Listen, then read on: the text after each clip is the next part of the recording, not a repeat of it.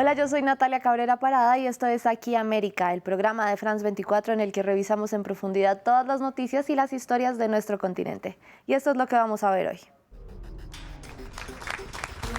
Con aplausos y pastel fue recibido Donald Trump en su primera visita al Capitolio desde el ataque por parte de sus seguidores.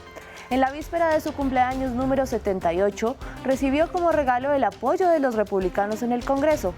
Algunos de los que se pasaron los últimos 3 años criticándolo e incluso culpándolo por el asalto del 6 de enero de 2021, se reunieron con él en Washington, D.C. para mostrar unión de cara a las elecciones de noviembre, en las que los legisladores también tienen mucho en juego.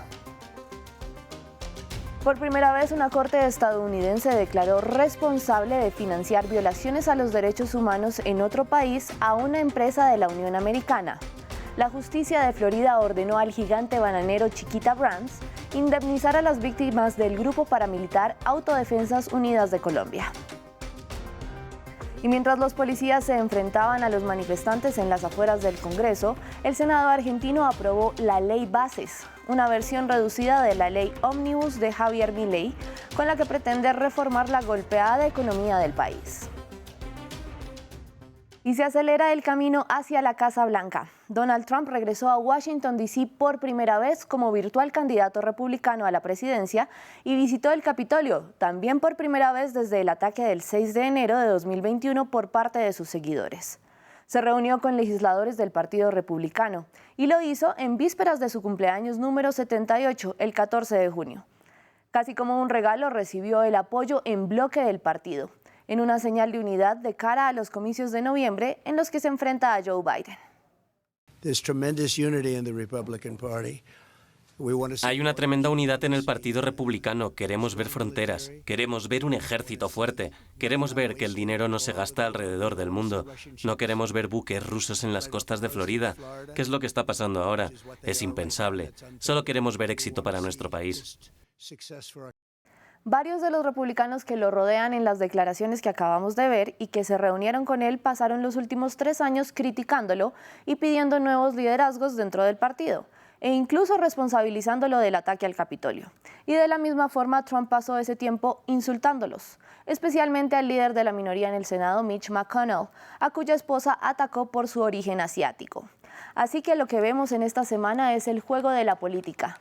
Muchas de las sillas de los congresistas están en juego también en noviembre, por lo que ven el acercamiento a Trump y el apoyo a su movimiento Make America Great Again, hacer a Estados Unidos grande de nuevo, como la única posibilidad de mantenerse. Los republicanos quieren ampliar su estrecha mayoría en la Cámara de Representantes, donde actualmente tienen 218 sillas ante las 213 de los demócratas, y tomar el control del Senado, que está 51-49 actualmente. Dijo cosas muy halagadoras sobre todos nosotros. Lo aplaudimos. Dijo que estoy haciendo un muy buen trabajo. Quiero decir, estamos agradecidos por eso. Miren, tenemos que tener continuidad en el liderazgo. Tenemos que tener un plan y debe ser ejecutado cuidadosamente.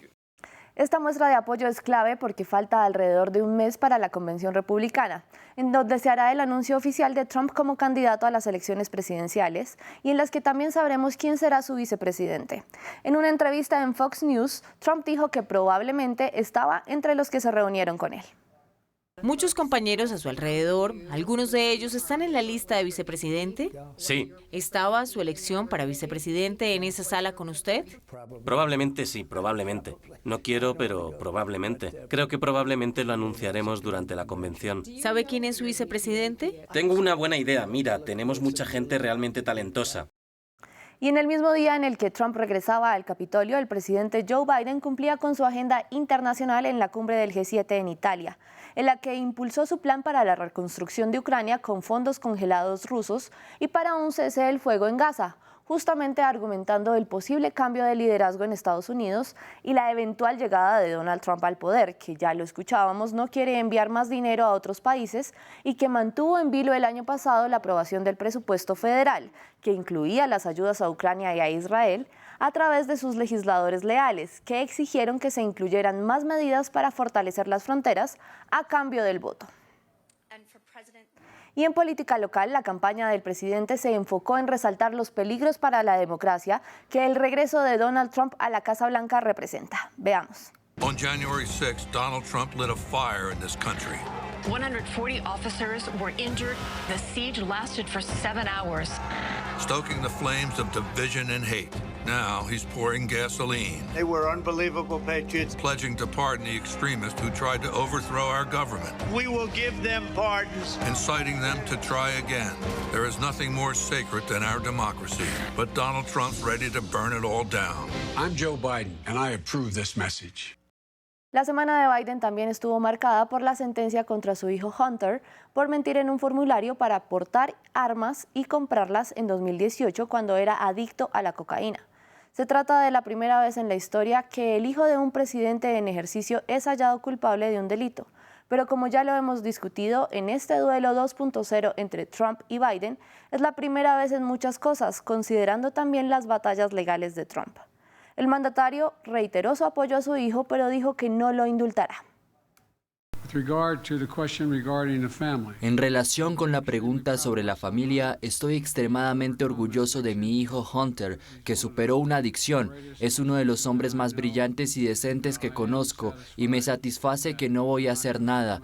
Dije que iba a atacar la decisión del jurado. Lo voy a hacer y no lo voy a indultar. Y en el camino a la Casa Blanca, las decisiones de la Corte Suprema esta semana sobre el control de armas, que levantó la prohibición a usar un artefacto para las armas semiautomáticas, y sobre la píldora abortiva, que anuló la decisión que restringía su acceso, van a marcar la campaña de aquí en adelante.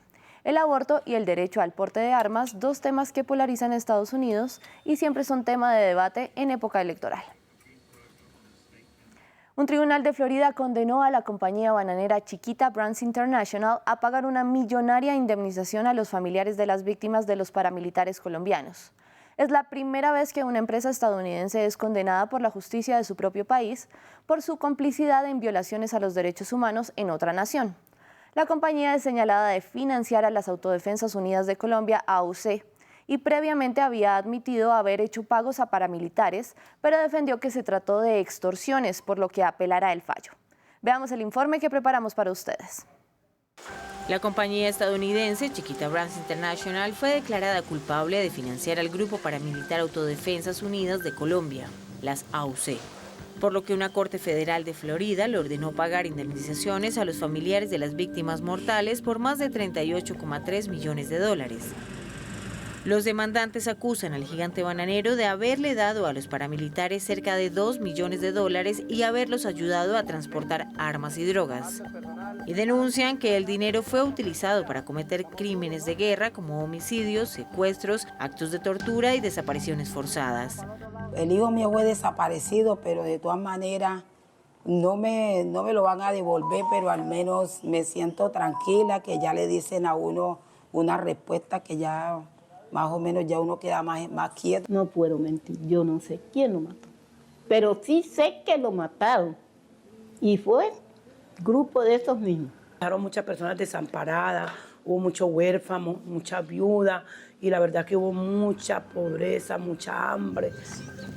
Chiquita Brands había admitido pagar $1,7 millones a lo largo de 6 años al grupo paramilitar considerado terrorista por Estados Unidos, lo que constituye un delito federal, pero afirma que se trató de extorsiones para proteger sus instalaciones y a su personal, por lo que apelará el fallo.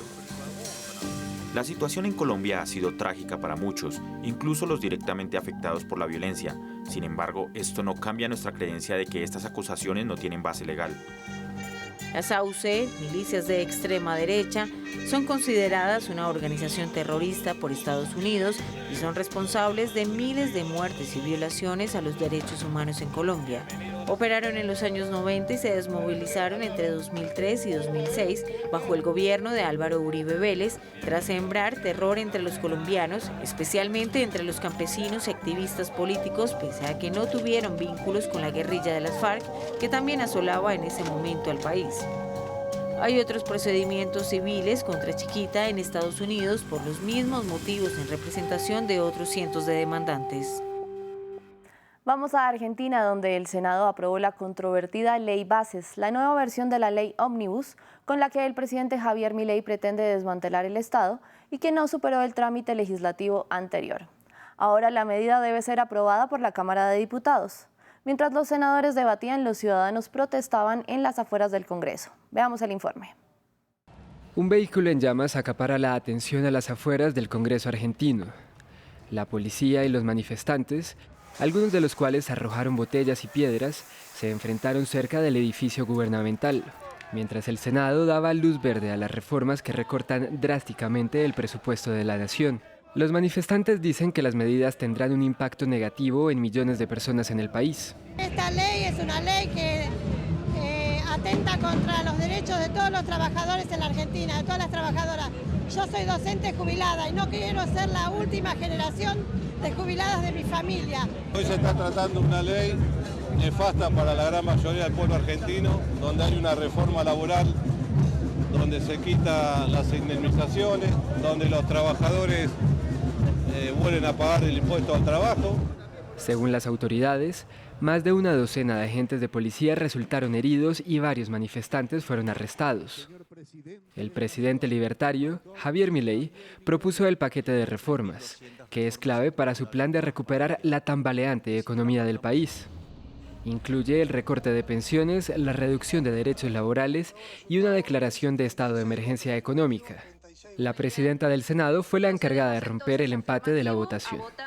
Por esos argentinos que sufren, que esperan, que no quieren ver a sus hijos irse del país, en Todo por Argentina, mi voto es afirmativo a la orden del día 3724. El proyecto de ley necesita una nueva aprobación de la Cámara de Diputados antes de regresar a la Cámara Alta para su final aprobación. Milei llegó al poder el año pasado y prometió recortar el gasto público. Desde entonces, ha eliminado subsidios al combustible y al transporte, así como 50.000 empleos públicos. La inflación anual en el país se sitúa en casi el 300% y más de la mitad de la población vive en la pobreza. Y para el cierre vamos a Cuba, a donde llegó una flotilla de buques rusos y donde cientos de personas hicieron largas filas en la terminal de cruceros de La Habana para verla. Una demostración de fuerza de Moscú en medio de la tensión con Washington por la guerra en Ucrania, que la Casa Blanca dijo que no ve con preocupación. Gracias por acompañarme en esta emisión de Aquí América. En la producción estuvo Diana Rodríguez. Sigan viendo France 24.